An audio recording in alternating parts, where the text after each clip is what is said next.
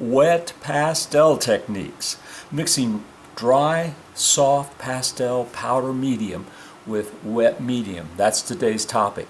But unlike previous episode where I talked about 3 different wet pastel techniques, which I will try to remember to link below, this time I am using alcohol, but we're using it in a different way than in the beginning stages. Many people learn wet pastel by using alcohol, water, and other mediums to block in or get the rough colors set in place on their pastel.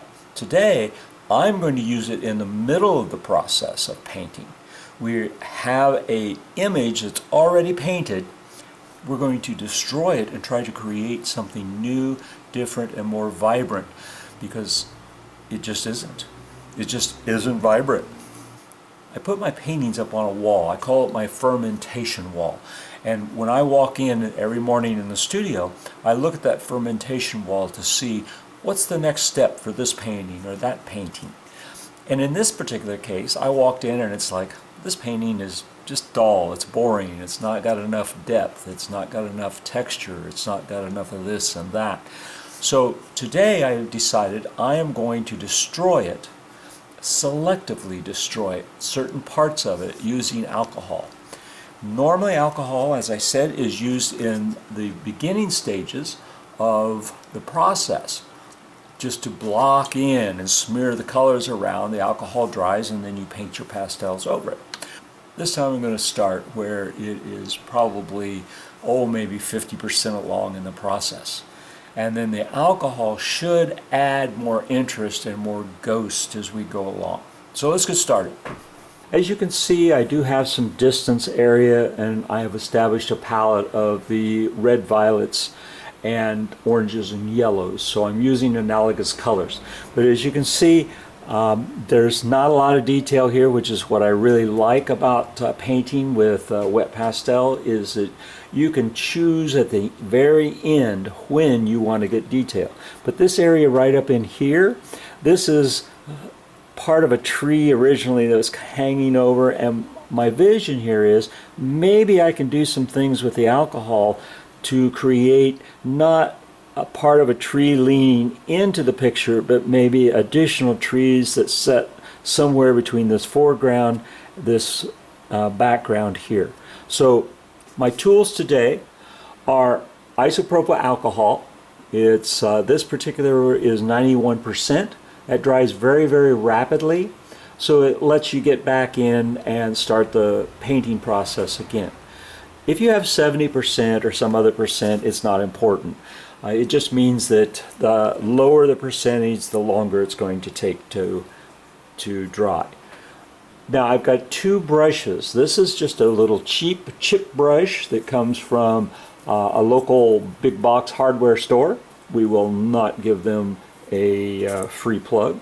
You know who they are in your neighborhood. This is a cheap hobby brush. I buy them by the sets for just $5-6. You get, I don't know, 10 to 20 brushes like this. So this will maybe, after the alcohol does its thing, I can go in. So there's my tools. If I add another tool, it'll be a surprise to me and you, but I'll try to mention it. This is about a 10 by 10 on UArt paper. So this is the area I want to try to do something with. So I am going to saturate my brush and get it drippy, soppy wet like this, because when I destroy this area, I want that alcohol to run down the surface. And that will create, hopefully, some areas that I can follow as tree trunks. And I may come into here.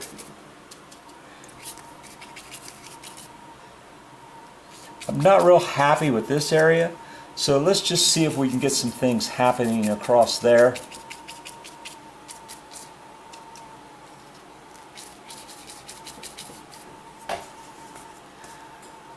Now you see I can take my smaller brush, and while this is wet, I can move some things around and make some of these connections and branches that are in our landscapes.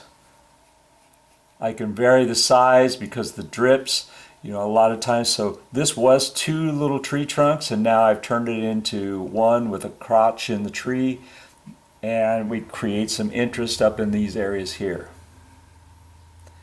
with some branching trees. And trees will have branches that go out over other branches, and we'll try to create some of those connections too.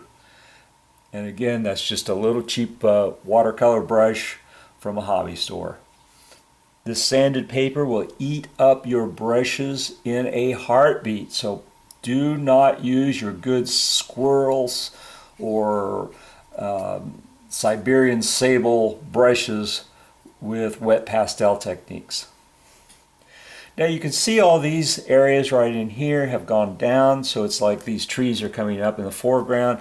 So we'll mix in some areas here and break up those tree trunks and try to give them some sort of base to sit on, and these are just reminders that when we get back into this after it dries, that those tree trunks do not come from the front of the image. But already this is starting to look a whole lot more interesting.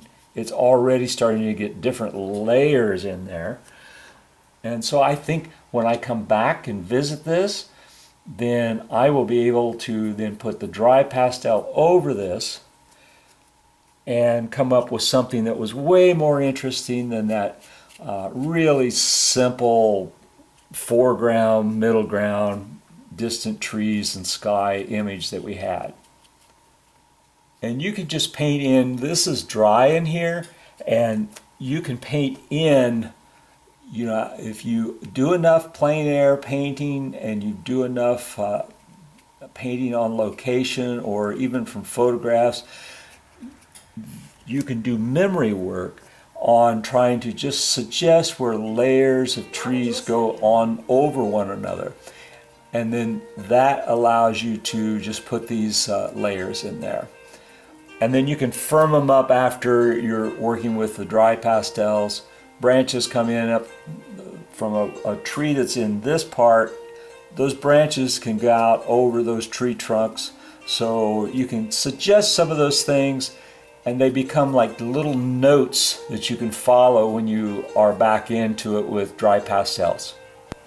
So using this small little hobby brush, even though the pastel has dried, you can come in here and you can create layers of limbs going over certain trees areas. These trees will be in the foreground, those will be behind it. So as you know, little branches sometimes come down. These little notations of putting them across like this are just almost like shorthand, so that when you go back into this painting, you can say, okay, oh yeah, this is in front of those back there, and that sort of thing. And then we can make some changes here and get rid of these tree trunks going down, just to remind us that we need a compositional element to move the eyes back in through that painting.